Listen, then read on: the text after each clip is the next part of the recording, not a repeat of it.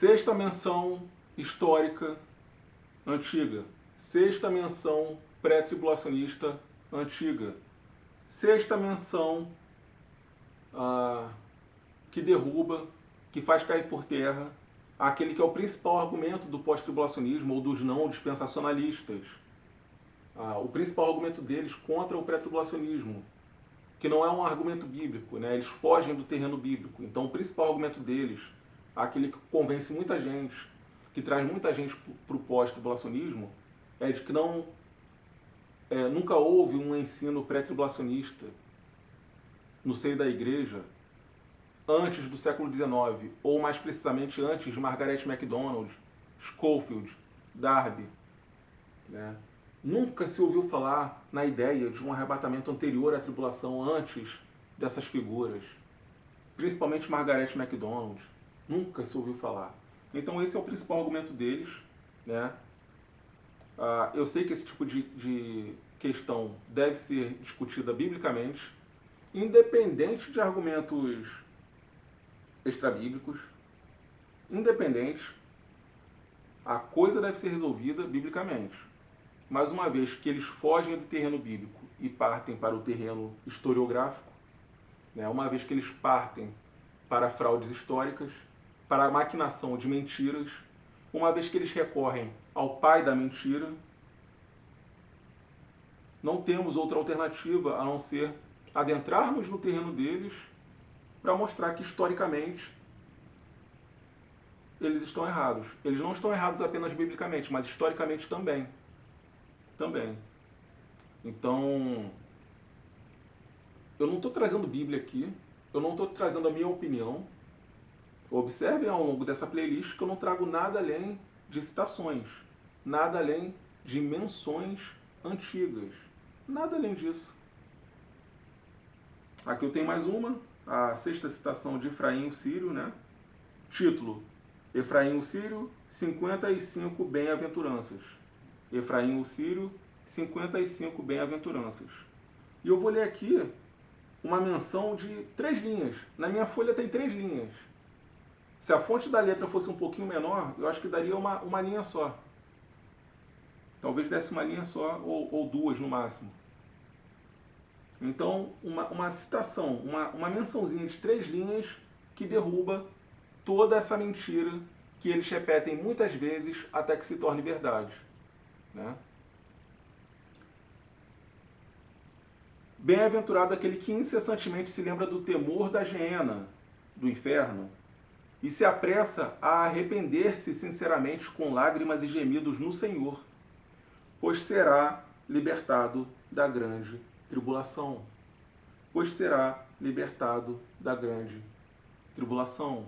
Pois será libertado da grande tribulação. Eu poderia ler só esse trecho final mesmo. Eu poderia nem ler tudo.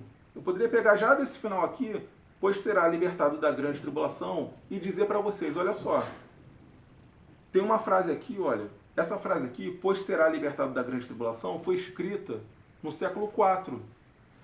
Isso aqui foi escrito no século IV. Pois será libertado da grande tribulação. Eu poderia pegar só essa frase aqui, sem contexto, sem dizer quem foi que escreveu, sem nada. Esquece tudo. Pois será libertado da grande tribulação. Basta isso daqui. Basta isso daqui, para quem tiver o mínimo de boa vontade de entender.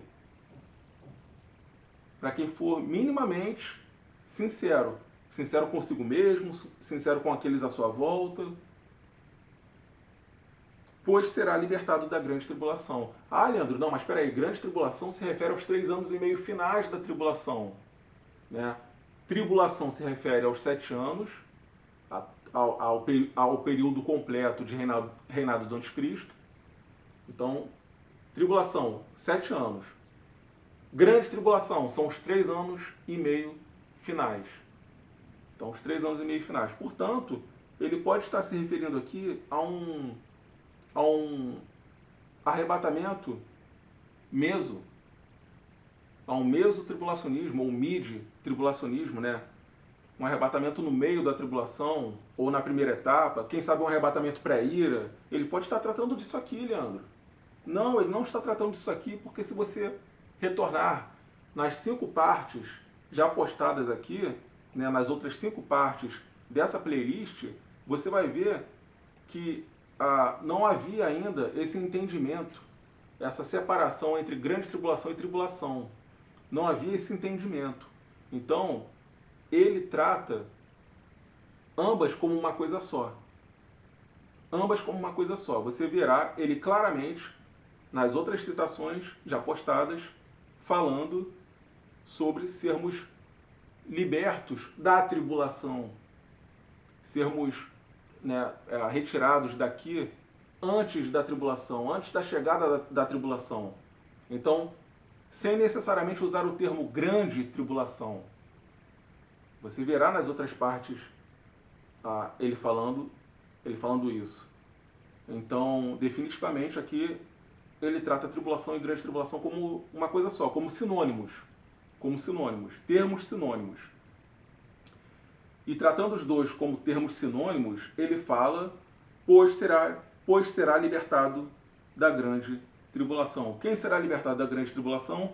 Bem-aventurado é aquele que incessantemente se lembra do temor da hiena e se apressa a arrepender-se sinceramente com lágrimas e gemidos no Senhor. E de quebra, né, a gente pode ainda fazer uma outra observação, né? Muita gente pode considerar, não, ele fala de tribulação como uma alegoria para o inferno, né? A tribulação no sentido de vida eterna no inferno, de sofrimento no inferno, condenação, perdição. Ele pode estar se referindo à tribulação nesse sentido, né? Num sentido espiritual. Ele pode estar espiritualizando o termo. Então, definitivamente não. Você vê que ele separa muito bem, né? Ele fala do temor da hiena e depois ele fala sobre grande tribulação. Bem-aventurado aquele que incessantemente se lembra do temor da hiena, e se apressa a arrepender-se sinceramente com lágrimas e gemidos no Senhor, pois será libertado da grande tribulação. Então ele separa as duas coisas. Primeiro ele fala sobre o temor da hiena, né? Ele separa, ele distingue. Definitivamente ele não usa a tribulação como uma alegoria para o inferno. Ele não espiritualiza. Ele separa ambos, né? E aqui ele fala de inferno, na mesma sentença, ele fala de inferno e de grande tribulação. Mais uma prova que esfacela a mentira, a maquinação historiográfica de que o pré-tribulacionismo é uma invenção do século XIX.